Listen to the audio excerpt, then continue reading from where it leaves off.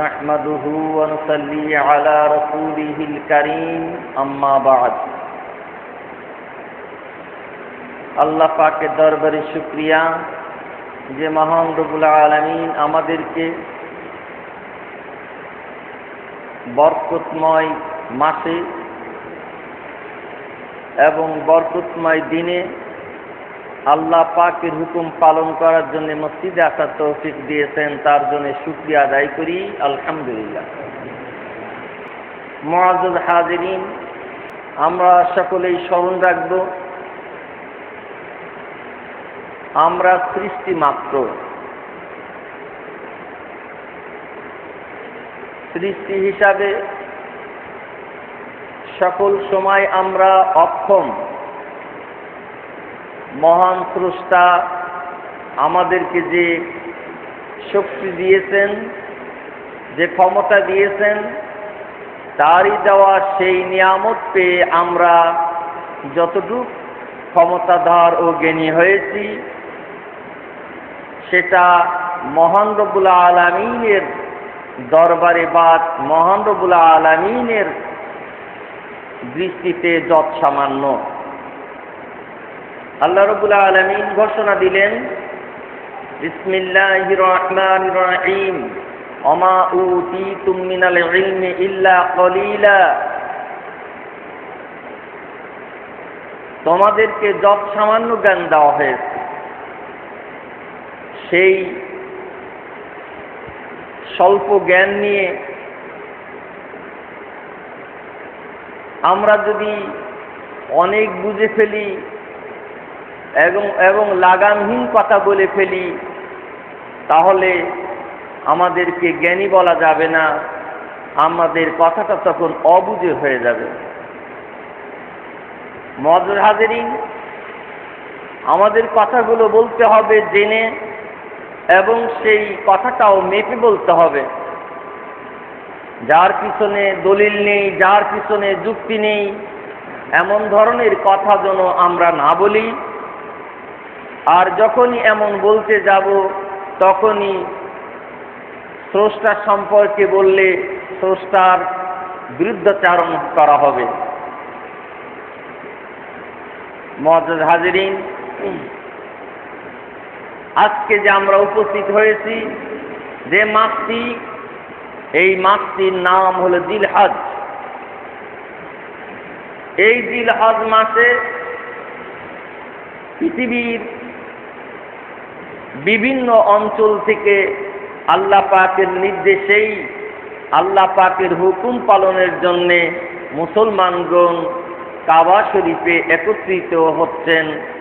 যেমন আজকের দিন ইয়াউমুল আরাফা, আরাফার ময়দানে উকুফে আরাফা হজের ফরজের ভিতরে একটি ফরজ।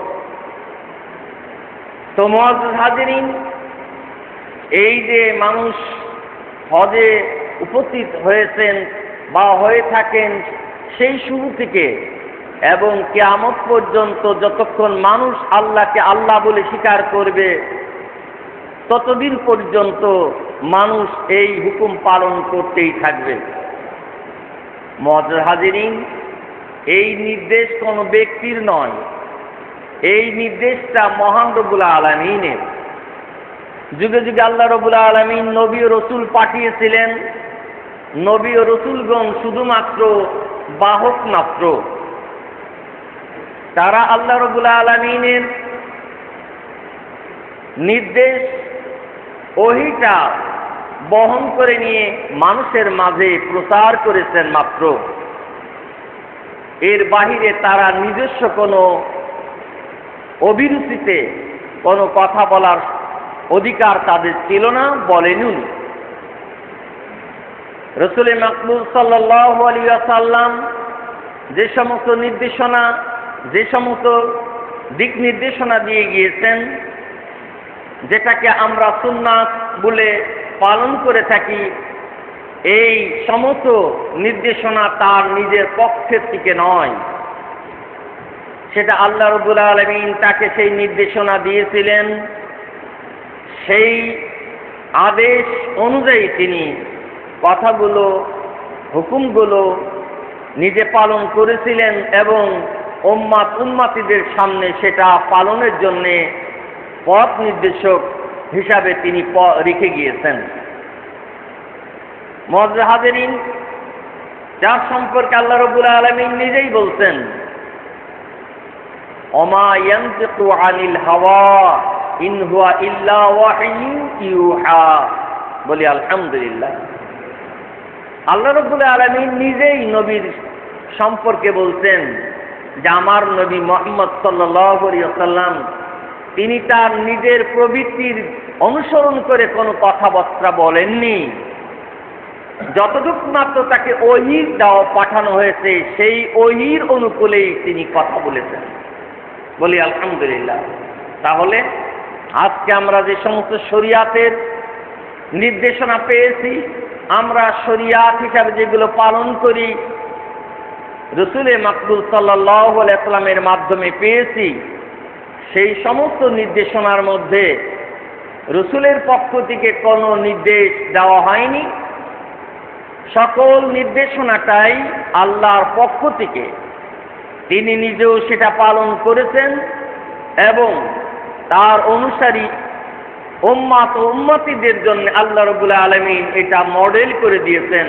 সে সম্পর্কে আল্লাহ রাব্বুল আলামিন নির্দেশ বললেন, বিসমিল্লাহির রহমানির রহিম, লাকাদ কানা লাকুম ফি রাসূলিল্লাহি উসওয়াতুন হাসানা। নিশ্চয় তোমাদের জন্য রসুলের মধ্যে রয়েছে উত্তম আদর্শ, উত্তম পথ। অতএব রসুলের রেখে যাওয়া সেই আদর্শ মত পথ, এটা রসুলের নিজের নয়, এটা আল্লাহ পাকের দেওয়া এবং আল্লাহ পাকের নির্দেশ অনুযায়ী সেই পথ ও মত। এছাড়াও আল্লাহ রাব্বুল আলামিন বলছেন, মা আতাকুমুর রাসূলু ফাখুযুহু ওয়া মা নাহাকুম আনহু ফান্তাহু। যে আমার রসুল তোমাদের নিকটে যা নিয়ে এসেছেন তোমরা সেটা মজবুত করে ধারণ করো, তথা তোমাদের জীবনে সেটা আমলে আনো, আর যে বিষয়ে তিনি নিষেধ করেছেন সেইগুলা তোমরা পরিহার করো। তাহলে রসুলের আনিত শরিয়াতের যে বিধিবিধান, এই সবগুলো আল্লাহ পাকের পক্ষ থেকে, এবং তিনি যে সমস্ত ব্যাপারে তিনি নিষেধ করে গিয়েছেন সেগুলো নিজের পক্ষ থেকে নয়, সেটা আল্লাহ রাব্বুল আলামিনের পক্ষ থেকে। বিদায় রসুলের সারা জিন্দেগির যত আমল, সমস্ত আমলই আল্লাহ পাকের নির্দেশ অনুযায়ী। তাই তিনি সারাটা জীবন সাধনা করে গিয়েছেন যে আল্লাহ রাব্বুল আলামিনের হুকুমটা তিনি কিভাবে পালন করতে পারেন। হুকুমের চুলফেরা কোনো পরিবর্তন করা তার দ্বারা তো ঘটেইনি, এবং যাতে না ঘটে সেই ব্যাপারে চিন্তা করতে করতে মাথার চুল পেকে গেছে। রসুল মাকবুল সাল্লাল্লাহু আলাইহি ওয়াসাল্লাম বলেন, আল্লাহ রাব্বুল আলামিন যে নির্দেশনা দিয়েছিলেন সূরা হুদের মধ্যে একটি আয়াত, ফাস্তাকিম কামা উমিরতা। হে হাবিব, আপনাকে যে নির্দেশ দেওয়া হয়েছে তার উপর আপনি স্থির থাকুন, সেটা যথাযথভাবে পালন করুন। আল্লাহ পাকের সেই হুকুম পালন করতে করতে রসুল বলেন, আর সেই চিন্তায় পেরেশানিতে আমার মাথার চুল পেকে গেছে। আল্লাহু আকবার।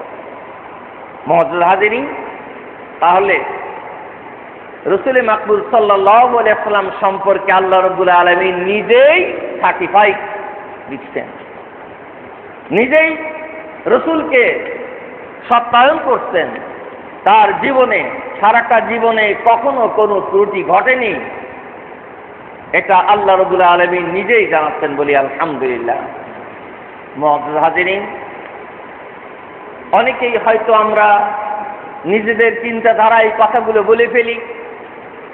আজকে সারা বিশ্বের মানুষ কাবা শরীফে তোয়াফের জন্যে এবং ইবাদত করার জন্যে পাগল করা হয়ে ছুটে যাচ্ছেন লক্ষ টাকা ব্যয় করে। এই লক্ষ টাকা ব্যয় করা মানুষের আনন্দ উপভোগের জন্য নয়। মানুষ ছুটে যাচ্ছেন আল্লাহ পাকের হুকুম পালনের জন্যে। আর এই পালনের নির্দেশ আল্লাহ রাব্বুল আলামিন নিজেই দিয়েছেন। সেই নির্দেশনা পালনের জন্যে ওয়ালিল্লাহি আলান নাসি হিজ্জুল বাইতি মান ইসতাতাআ ইলাইহি সাবিলা, সেই নির্দেশনা আল্লাহ নিজেই দিলেন যে ওয়ালিল্লাহি আলান নাসি হিজ্জুল বাইতি মান ইসতাতাআ ইলাইহি সাবিলা, আল্লাহর জন্য বাইতুল্লাহ শরীফ হজ করার মানুষের জন্য আল্লাহ ফরজ করে দিয়েছেন ওই সমস্ত ব্যক্তি যারা কাবা শরীফ পর্যন্ত বাইতুল্লাহ এবং বাইতুল্লাহ সংলগ্ন আর যে সমস্ত নির্দেশনা আছে সেইগুলো পালনের মতন শক্তি, অর্থ এবং নিরাপত্তা যার লাভ হবে সেই ব্যক্তির জন্যেই হজ করা আল্লাহ ফরজ করে দিয়েছেন। হাজিরিন, এই নির্দেশটা রাসূলের নিজের পক্ষে থেকে নয়। আমরা ইতিহাস চর্চা করি, আল্লাহ রাব্বুল আলামিন ফেরেশতাদেরকেও আল্লাহর ইবাদতের জন্য নির্দেশ দিয়েছেন। তারাও আল্লাহ পাকের হুকুম পালন করার জন্য সর্বদা আল্লাহ রাব্বুল আলামিনের ঘর বাইতুল মামুরকে তারা তওয়াফ করতেন এবং বাইতুল মামুরকে কেন্দ্র করে তারা ইবাদত করতেন। আর পৃথিবীতে আল্লাহ রাব্বুল আলামিন তার সৃষ্টির সেরা মানব জাতিকে আল্লাহ তাআলার ইবাদতের জন্য নির্দেশ দিয়েছেন ইবাদত করার জন্য। ওমা খালাকতুল জিন্না ওয়াল ইনসা ইল্লা লিয়াবুদুন, যে ইবাদত, সেই ইবাদতের ক্ষেত্রে আল্লাহ রাব্বুল আলামিন কিবলা তৈরি করে দিলেন কাবা। সেই কাবাটা পৃথিবীর ভৌগোলিক দৃষ্টিকোণ থেকে কাবা শরীফটা হলো পৃথিবীর মধ্যস্থানে। পৃথিবীর সমস্ত এলাকার মানুষই কাবার দিকে ফিরেই ইবাদত করবে, এটা আল্লাহ পাকের নির্দেশ। এই ঘরটা রাসূল করেননি, এই ঘর সৃষ্টি হয়েছিল আদি পিতা আদম আলাইহিস সালাতু ওয়াস সালামের থেকে। আল্লাহ রাব্বুল আলামিন নিজেই বলছেন, ইন্না আউওয়ালা বাইতিন উদিআ লিন-নাসি লাল্লাযী বিবাক্কাতা মুবারাকা ওয়া হুদাল লিল আলামিন। পৃথিবীর মধ্যে সর্বপ্রথম ইবাদতের ক্ষেত্রে যে ঘর নির্মিত হয়েছিল সেই মক্কা নগরীতে, ইন্না আউওয়ালা বাইতিন উদিআ লিন-নাস লাল্লাযী বিবাক্কাতা মুবারাকা ওয়া হুদাল লিল আলামিন। সেই সর্বপ্রথম ঘরটি সেটা বাক্কা তথা মক্কাতুল মুকাররমা, সেই জায়গাতে আল্লাহ তাআলা নির্মাণ করিয়েছিলেন এবং সেটা বরকতপূর্ণ, বরকতময় এবং বিশ্ববাসীর জন্য হিদায়াত স্বরূপ সেই কাবা। এই কাবাতুল মুকাররমা একে কেন্দ্র করে আদম আলাইহিস সালাতু ওয়াস সালাম এবং তার বংশধর, তার সন্তানগণ, তারা পরস্পরে যারা ইবাদতে লিপ্ত ছিলেন তারা এই কাবাকে কেন্দ্র করে, কাবা শরীফকে কেন্দ্র করে ইবাদত করতেন।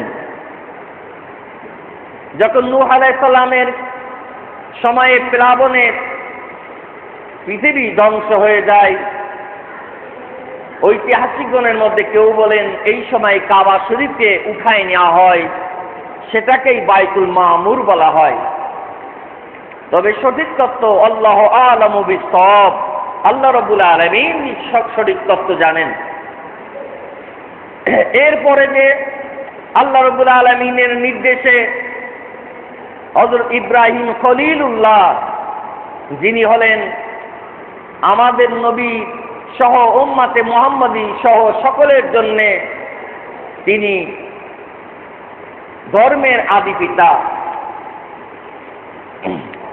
সেই ইব্রাহিম খলিলুল্লাহকে আল্লাহ তাআলা নির্দেশ দিয়েছিলেন তিনি সেই বাইতুল্লাহ, আল্লাহর ফেরেশতা মণ্ডলী পূর্বের যে কাবা বাইতুল্লাহ আল্লাহ আদম আলাইহিস সালাম সৃষ্টি করেছিলেন ফেরেশতাদের সহযোগিতায়, তারই নকশা ফেরেশতা মণ্ডলী বালুর ভিতর থেকে তারা নকশাটা বের করে দিলে ইব্রাহিম আলাইহিস সালাম সেই জায়গায় তার সন্তান ইসমাইল আলাইহিস সালামকে সঙ্গে করে নিয়ে তিনি কাবা শরীফ নির্মাণ করেছিলেন। মুআজ্জাজ হাজিরিন, সেই কাবা শরীফের ভিতরে পাশে অসংখ্য স্মৃতি রয়ে গেছে, বরকতময় নিদর্শনাবলী রয়ে গেছে। হাজিরিন, সেই কাবা হযরত ইব্রাহিম আলাইহিস সালাম নির্মাণ করলেন এবং নির্মাণ করে আল্লাহ রাব্বুল আলামিন ইব্রাহিম আলাইহিস সালামকে এইভাবেই বললেন, ওয়াইজ বাওয়ানা লি ইব্রাহিম মাকানাল বাইত, কাবা শরীফের স্থান যখন আমি চিহ্নিত করে দিলাম ইব্রাহিম আলাইহিস সালামের জন্য, তিনি সেই কাবা শরীফটা তখন নির্মাণ করলেন। এর সামনে গিয়ে আল্লাহ রাব্বুল আলামিন আরো বলেন, ইব্রাহিম আলাইহিস সালামকে আল্লাহ তাআলা নির্দেশ দিলেন, ওয়াজিন ফিন নাসি বিল হজ্জি ইয়াতুকা রিজালান ওয়া আলা কুল্লি দামিরিন ইয়াতিনা মিন কুল্লি ফাজ্জিন আমিক। আল্লাহ রাব্বুল আলামিন তার খলিল ইব্রাহিম আলাইহিস সালামকে নির্দেশ দিলেন, হে ইব্রাহিম, তুমি বিশ্বের মানুষদের সামনে এই কাবা শরীফ তওয়াফ করার জন্য, কাবা শরীফে আসার জন্য, হজ করার জন্য তুমি ঘোষণা দাও। হাদিসে এসেছে, বিভিন্ন হাদিসের দৃষ্টিকোণ থেকে মুফাসসিরিনে কেরাম লিখছেন যে ইব্রাহিম আলাইহিস সালাম তিনি যে ঘোষণা দিয়েছিলেন, সেই ঘোষণাটা তখনকার নিকটবর্তী, দূরবর্তী, এমনকি কিয়ামত পর্যন্ত যে সমস্ত মানুষগুলো হজ করতে যাবেন, সেই হজ করা হাজিদের কান পর্যন্ত আল্লাহ তাআলা পৌঁছানোর ব্যবস্থা করে দিয়েছেন। সুবহানাল্লাহ। যারা তখনও সৃষ্টি হননি, কিয়ামত পর্যন্ত যে সমস্ত হাজিগণ ওই কাবা শরীফ জিয়ারত করতে যাবেন, হজ করতে যাবেন, সকলের মধ্যেই এই আওয়াজটা আল্লাহ রাব্বুল আলামিন তাদের রূহের জগতে আল্লাহ রাব্বুল আলামিন পৌঁছানোর ব্যবস্থা করে দিয়েছিলেন। সুবহানাল্লাহি ওয়া বিহামদিহি।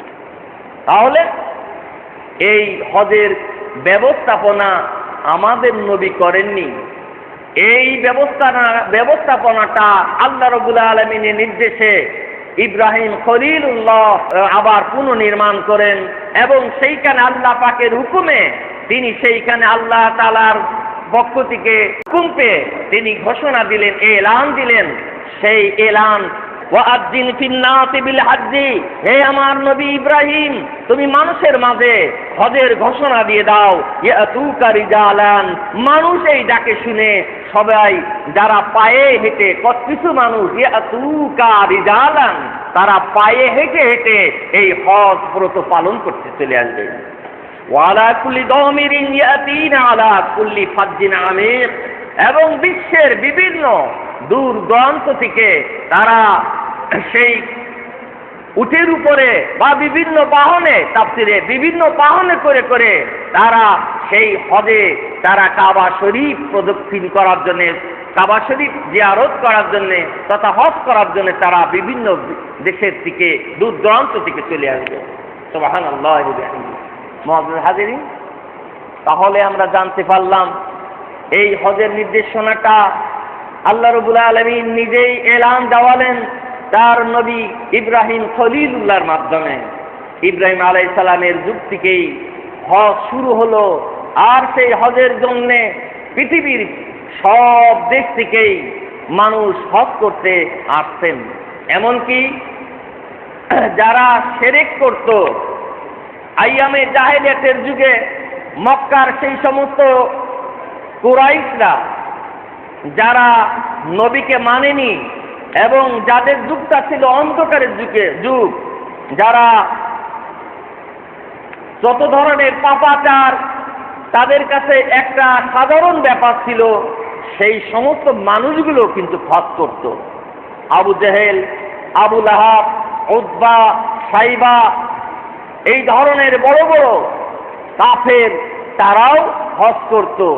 এমনকি তাদের হজটা ছিল যে কাপড়ে হয়তো নাপাকি থাকতে পারে বা তাদের কাপড়টার ত্রুটি থাকতে পারে, উলঙ্গ অবস্থায়ও তারা লাব্বাইক আল্লাহুম্মা লাব্বাইক বলে তারা হজ করত। মুআজ্জাজ হাজিরিন, আমরা বুঝতে পারলাম এই হজের জন্য নির্দেশনা দিয়েছিলেন এটা আমাদের নবীর যুগে নয়, সেই পূর্বের থেকেই ইব্রাহিম খলিলুল্লাহর যুগে। কোরবানি সম্পর্কে আমরা গতদিন আলোচনা করেছিলাম। আল্লাহ রাব্বুল আলামিন তার নবী ইব্রাহিম খলিলুল্লাহকে পরীক্ষা করেছিলেন, যেই পরীক্ষায় ইব্রাহিম খলিলুল্লাহ তিনি পাস করেছিলেন। আল্লাহ রাব্বুল আলামিন তার বদলা স্বরূপ বেহেশত থেকে দুম্বা দিয়ে কোরবানি করে দিয়েছিলেন, এবং সেই যুগ থেকে শুরু করে নিয়ে আর মানুষকে কোরবানি করার মতন পরীক্ষা আর পৃথিবীতে আল্লাহ নেবেন না। এরপরে আল্লাহ রাব্বুল আলামিন মানুষদের মাঝে আল্লাহ তাআলার সৃষ্টি মাখলুক পশুগুলো, হালাল পশুগুলো কুরবানির ব্যবস্থা আল্লাহ করে দিলেন। সুবহানাল্লাহি ওয়া বিহামদিহি। মুআজ্জাজ হাজিরিন, তাহলে আমরা বুঝতে পারলাম এই কাবা শরীফটা আল্লাহ রাব্বুল আলামিনের বিশেষ সৃষ্টি, যাকে আল্লাহ তাআলা বরকতময় করেছেন এবং হিদায়েতের মাধ্যম করেছেন, এবং এই জায়গায় কাবা শরীফ প্রদক্ষিণ করা এবং হজের কার্যক্রমগুলো আদায় করার জন্য আল্লাহ তাআলা হুকুম করেছেন। এটা ইসলামের 5টি বুনিয়াদের একটি, 5টি খুঁটির মধ্যে একটি, যেটা আমাদের অনেকেই যারা লেখাপড়া করেছি অধিকাংশ ব্যক্তি আমরা এই হাদিসটা পড়েছি, বুনিয়াল ইসলাম আলা খামসিন শাহাদাতি আল্লা ইলাহা ইল্লাল্লাহ ইলাল আখির। ইসলামের ভিত্তি 5টা জিনিসের উপরে, তার একটি হলো কলেমা, নামাজ, যাকাত, রোজা ও হজ। এই 5টা জিনিস ইসলামের বুনিয়াদ। এই বুনিয়াদটা কারুর ব্যক্তিগত তৈরি নয়, এটা আল্লাহ রাব্বুল আলামিনের হলো কি আদেশ এবং ইসলামের মূল ভিত্তি। আর এরই উপরে একজন মুসলমান বিশ্বাসের মাধ্যমে আর যার উপরে ফরজ তাই তিনি পালন করে একজন পূর্ণ আল্লাহ তাআলার মুমিন বান্দায় পরিণত হতে পারেন। তো শুকরিয়া আদায় করি আলহামদুলিল্লাহ। এই জন্যেই আমি শুরুতে যে কথা বলছিলাম যে আমাদের অনেক জিনিসই অজানা, আমাদের অজানার কারণে আমরা অজান্তিতে যেন কোনো কথাগুলো না বলি, আমাদের জবানটাই লাগাম দিয়ে রাখবো, যেটা জানবো সেটাই বলবো, না জানার কথাগুলো আমরা বলবো না। কারণ রাসূল বললেন, মান ফাতরা বিরাইহি ফালিয়াতাবাওয়া মাকআদাহু মিনান নার, আও কামা ক্বালা আলাইহিস সালাতু ওয়াস সালাম। যে ব্যক্তি নিজের অভিরুচিতে কোরআনের ব্যাখ্যা করবে সেজন্য তার ঠিকানা জাহান্নামে বেছে নেয়। এমনকি হাদিসের ব্যাপার রাসূল বলেন, মান কাযযাবা আলাইয়া মুতাআম্মিদান ফালিয়াতাবাওয়া মাকআদাহু মিনান নার, আও কামা ক্বালা আলাইহিস সালাতু ওয়াস সালাম। যে ব্যক্তি আমি বলি নাই এমন কথা মিথ্যা বলে যে আমার বলে চালিয়ে দেবে, সেও যেন তার ঠিকানা জাহান্নামে বেছে নেয়। মুআজ্জাজ হাজিরিন, আমাদের কথাগুলো যেন আমরা সকল সময়ে জেনে এবং সেটা বিশেষভাবে জ্ঞাত হয়ে যেন বলি, তা না হলে আমাদের পরিণতি ভয়াবহ হবে। এর জন্য আল্লাহর দরবারে আমরা আসামি হয়ে আল্লাহর সেই শাস্তির মধ্যে আমরা নিপতিত হব।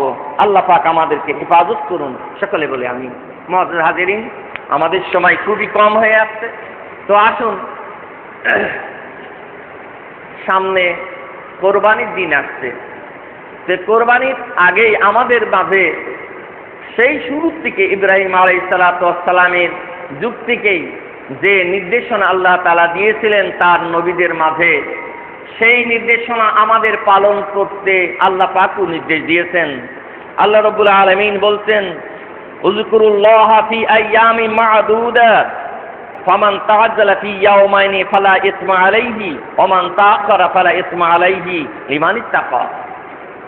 এই আয়াতে কারিমাটা মধ্যে আল্লাহ তাআলা আল্লাহর জিকির করার জন্য বলেছেন,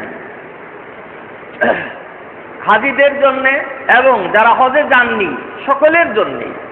নির্দিষ্ট দিনগুলিতে আল্লাহ তাআলার জিকির করার জন্য আল্লাহ তাআলা নির্দেশ দিয়েছেন। সেই নির্দিষ্ট দিনগুলির মধ্যে হাদিসের মধ্যে এসেছে, সেটা হলো 9 তারিখ ইয়াউমুল আরাফা, আরাফার দিন।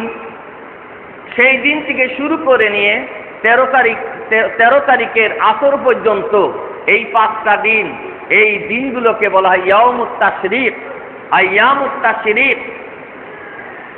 এই দিনগুলোতে তাকবীর বলা, সেটা হলো প্রতি ফরজ নামাজের পরেই তাকবীর বলতে হবে। এই তাকবীর বলাটা ওয়াজিব। এই তাকবীরটা সকলকেই বলতে হবে। ইমাম বলবেন, মুক্তাদি বলবেন, সকলকেই বলতে হবে। এই তাকবীর বলার ব্যাপারে আমরা ছোট ছোট চটি কিতাবে আমরা অনেক সময় পেয়েছি 3 বার বলার ব্যাপারে, কিন্তু হাদিসের মধ্যে 83টার ভিতরে যে সমস্ত হাদিসগুলো এসেছে তার মধ্যে একবারই কথা রয়েছে।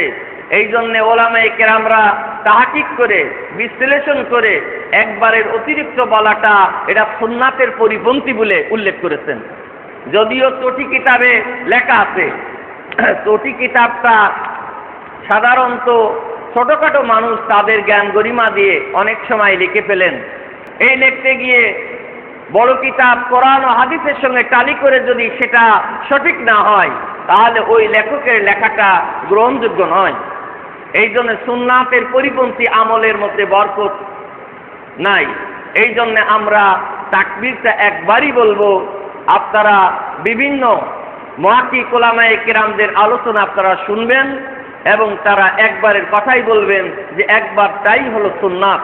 আমরা একবারই বলবো, অতিরিক্ত বলার মধ্যে কোনো বরকত নেই। যেহেতু সুন্নাত না, সুন্নাত যেটা নয় তার মধ্যে কোনো বরকত নাই। আমি অন্য সময় আরো জিকির করি, একাধিকবার করি, তাতে ক্ষতি হবে না। কিন্তু যেটা রসুলের দেখা আদর্শ নিয়ম, সেটার বাইরে করলে এটা বরকত হবে না। যদিও আমরা করে থাকি, আমরা ভুলে করছি, সেই ভুলের জন্য আমরা নিজেরাই সরে আসবো এবং ভুলের উপরে আমরা দাঁড়িয়ে আমরা সঠিকটাকে গ্রহণ করতে যেন আমরা ভুল না করি। হাজেরিন, যারা হজে গিয়েছেন তাদের জন্য একটা নির্দেশনা আল্লাহ রাব্বুল আলামিন দিলেন। আপনারা যারা টিভি চ্যানেলে দেখেছেন যে গত দিনে, আজকে হলো 9 তারিখ মক্কাতে, আর আগের দিন ছিল আপনার 8 তারিখ। 7 তারিখ দিবাগত রাত, 8 সন্ধ্যার থেকে 8 তারিখ শুরু হয় আরবি মাস। এই 8 তারিখে জিলহজের 8 তারিখে সকলেই কাবা শরীফ থেকে এহরাম যারা খুলে ফেলেন। হজের মধ্যে 3 প্রকার হজ: হজ্জে কিরান, হজ্জে তামাত্তু, হজ্জে ইফরাদ। হজ ও উমরা দুটো মিলানোকে কিরান বলে। উমরা করলাম, ওখানে গিয়ে আবার আমি স্বাভাবিক হয়ে হালাল হলাম এবং টুপি জুব্বা গায়ে দিয়ে নামাজ পড়বো, কাবা শরীফ তওয়াফ করব। এই ব্যক্তিরা যারা করে থাকেন তারা তামাত্তু করেন। এই ব্যক্তিদের জন্য এই সময়ে ওই 7 তারিখের দিবাগত দিনে কাবা শরীফ তওয়াফ করে আবার নতুন করে নামাজ পড়ে এখান থেকে ইহরাম বেঁধে মিনায় যেতে হয়। আর যারা কিরান করেন এবং ইফরাদ করেন তাদের ইহরাম খোলার কোনো সুযোগ নেই। তারা এখান থেকে আবার ওই সকলেই হজে তামাত্তু, হজে কিরান, হজে ইফরাদ সকল ব্যক্তিরাই মিনাতে অবস্থান করবেন। এই মিনাতে অবস্থান করা এটা সুন্নাত। এই মিনার 8 তারিখ পার হলে 9 তারিখ যখন সন্ধ্যা হয়ে যাবে, সকলকেই 9 তারিখের জোহরের সূর্য খাড়া হওয়ার পূর্বে, এর পূর্বেই আরাফার ময়দানে উপস্থিত হওয়া এবং আরাফার ময়দানে উকুফ করা, এখানে কিছু সময় অবস্থান করা এবং আল্লাহর কাছে কান্নাকাটি করে তওবা করা, এটাই হলো ফরজ। এটাই হজের একটা গুরুত্বপূর্ণ পর্ব। এইখান থেকে শেষ হবে, মাগরিবের নামাজের রক্ত হয়ে যাবে, নামাজ পড়া যাবে না। মাগরিবের রক্ত এখান থেকে রওনা দিয়ে মুজদালিফায় এসে মাগরিব ও ঈশার নামাজ দুটো একসঙ্গে পড়তে হবে। এই নির্দেশনাটা আল্লাহ পাকেরই। এবার রক্ত চলে যেতে পারে মাগরিবের, তাতে ভয়ের কারণ নেই। ওইভাবেই নামাজ পড়াটা এটা আল্লাহর হুকুম। তাই মুজদালিফায় এসে মাগরিব ও ঈশার নামাজ পড়তে হবে এবং রাতটা যাপন করতে হবে খোলা আকাশের নিচে মুজদালিফায়। এই মুজদালিফা থেকে সকালবেলা ফজরের নামাজ পড়ার পরে যখন ফজর হয়ে যাবে তখন রওনা দিয়ে মিনায় যেতে হবে জামারাতে পাথর মারতে। এই প্রথম দিন পাথর মারা, একটা জামারাতে কুবরা বড় যে জামারাত তাতে 7টা পাথর মারা। দ্বিতীয় দিন আবার হলো কি এই 1টা 2টা 3টা ছোট মেজো বড় 3 জায়গায় পাথর মারতে হবে, 3 7 21। এরপরের দিন আবার এরকম ছোট মেজো বড় এই 3 জায়গায় পাথর মারতে হবে। এই জিনিসটা হলো আপনার 12 তারিখে। আল্লাহ রাব্বুল আলামিন কোরআনের মধ্যে তাই বললেন যে ফামান তাআজ্জালা ফি ইয়াওমাইনি ফালা ইসমা আলাইহি। এই 10 তারিখ 11 তারিখ এবং 12 তারিখ এই 2 দিনে যারা পাথর মেরে শেষ করলো ফালা ইসমা আলাইহি, বেলা আসর থাকতেই যদি মিনার থেকে রওনা দিয়ে কাবা শরীফের দিকে চলে যেতে পারে তাতে আর তাদের কোনো সমস্যা, গুনাহ হবে না। কিন্তু যদি আসরের মাগরিবের সূর্য ডোবার আগেই যদি মিনা ত্যাগ না করতে পারে তাহলে এই মিনায় তাকে থাকতে হবে 13 তারিখে ফজরের পরেই আবার পাথর মেরে চলে যেতে হবে। ওমান তাআখখারা, যদি 12 তারিখে পারলো না 13 তারিখে পাথর মারলো ফালা ইসমা আলাইহি, তাদেরও কোনো গুনাহ হবে না। আল্লাহ পাক স্পষ্ট কোরআনের মধ্যে এই আয়াতটা বলেছেন। তো যাই হোক, আমার আর লম্বা করার সুযোগ নেই। তাহলে আমরা 9 তারিখে থেকে শুরু করব, 13 তারিখের আসর পর্যন্ত আমরা তাকবীর বলবো। তাকবীর বলা ওয়াজিব, এটা যেন আমরা যদি কখনো ভুলে যাই, যখনই মনে হবে তখন আমরা সেটা আবার তাকবীর বলে ফেলবো নামাজ বাদে। এবার কোরবানির দিনটা হলো 10 তারিখ থেকে শুরু করে নিয়ে 12 তারিখের আসর পর্যন্ত। এই 3 দিন হলো কুরবানির হলো দিন। এই 3 দিনের যে কোনো দিনেই কোরবানি করতে পারবে। যদি প্রথম দিনে কেউ করতে না পারে দ্বিতীয় দিনে যদি না পারে তৃতীয় দিনে কোরবানি করবে। এইভাবেই আমরা জেনে নিই। আল্লাহ পাক কবুল করুন।